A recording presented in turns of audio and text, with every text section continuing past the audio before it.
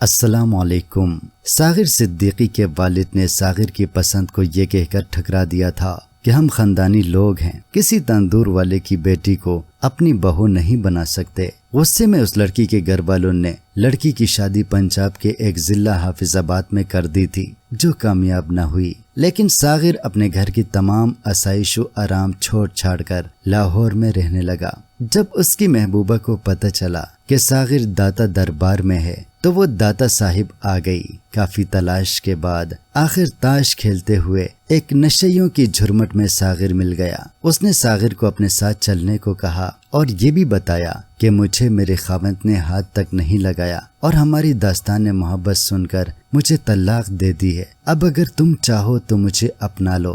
ساغر نے کہا، بندہ پرور کوئی خیرات نہیں، ہم وفاؤں کا صلہ مانگتے ہیں۔ غربت، ڈپریشن، ٹینشن کی وجہ سے ساغر صدیقی کے آخری چند سال نشے میں گزرے اور وہ بھیک مانگ کر گزارا کیا کرتے تھے۔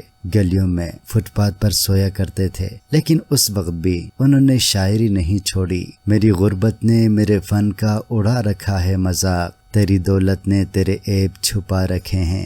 زندگی جبر مسلسل کی طرح کاٹی ہے، جانے کس جرم کی پائی ہے سزا یاد نہیں۔ آؤ ایک سجدہ کریں عالم مدہوشی میں، لوگ کہتے ہیں کہ ساغر کو خدا یاد نہیں۔ کہتے ہیں کہ جب جنرل ایوب صاحب پاکستان کے صدر تھے تو ان دنوں جنرل ایوب صاحب کو بھارت میں ایک مشاعرے میں مہمان خصوصی کے طور پر بلایا گیا۔ جب مشاعرہ شروع ہوا تو ایک شاعر نے ایک درد بری غزل سے اپنی شاعری کا آغاز کیا۔ جب وہ شاعر شاعری کر کے فارغ ہوا تو جنرل صاحب اس شاعر کو کہتے ہیں کہ محترم، جو غزل آپ نے شروع میں پڑھی بہت درد بھری غزل تھی، یقیناً کسی نے خون کے آنسو سے لکھی ہوگی، اور داد دیتے ہوئے کہا کہ مجھے بہت پسند آئی ہے۔ تو وہ شاعر بولے، جناب عالی، اس سے بڑی آپ کے لیے خوشخبری اور حیرت کی بات یہ ہے کہ اس غزل کا خالق، اس کو لکھنے والا لکھاری یعنی شاعر آپ کے ملک پاکستان کا ہے۔ جب جنرل صاحب نے یہ بات سنی تو دنگ رہ گئے۔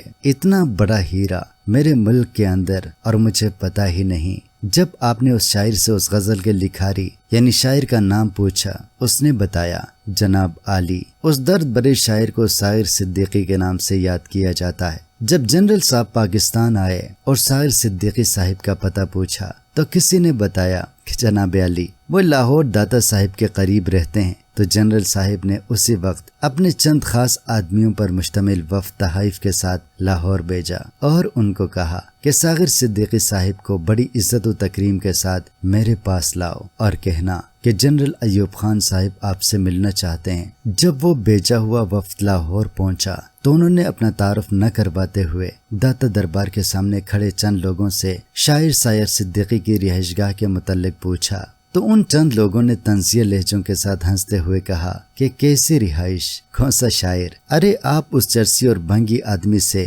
کیا توقع رکھتے ہیں؟ پھر ان چند لوگوں نے اشارہ کرتے ہوئے کہا کہ وہ دیکھیں، سامنے پڑا ہے چرسیوں اور بھنگیوں کے جرمٹ میں۔ جب وہ جنرل ایوب خان صاحب کا بھیجا ہوا وفد ساغر صدیقی کے پاس گیا اور ان کو جنرل صاحب کا پیغام دیا تو ساغر صدیقی کہنے لگے، جاؤ ان سے کہہ دو کہ ساغر کی کسی کے ساتھ نہیں بنتی، اسی لیے ساغر کسی سے نہیں ملتا۔ جب ساغر صدیقی نے یہ بات کہی تو بشمول ساغر نشے میں مست وہاں موجود ہر نشائی ایک زوردار قہقہے کے ساتھ کچھ دیر کے لیے زندگی کے دیے غموں کو بھول گیا۔ بہرحال بے پناہ اصرار کے باوجود وہ وفد واپس چلا گیا اور سارے احوال و حالات سے جنرل صاحب کو آگاہ کیا۔ کہتے ہیں کہ جنرل ایوب خان صاحب پھر خود ساغر صدیقی سے ملنے کے لیے لاہور آئے، اور جب ان کا سامنا ساغر صدیقی صاحب سے ہوا تو ساغر صدیقی کی حالت زار دیکھ کر جنرل صاحب کی آنکھوں سے آنسوؤں کی نہ رکنے والی جھڑی لگ گئی،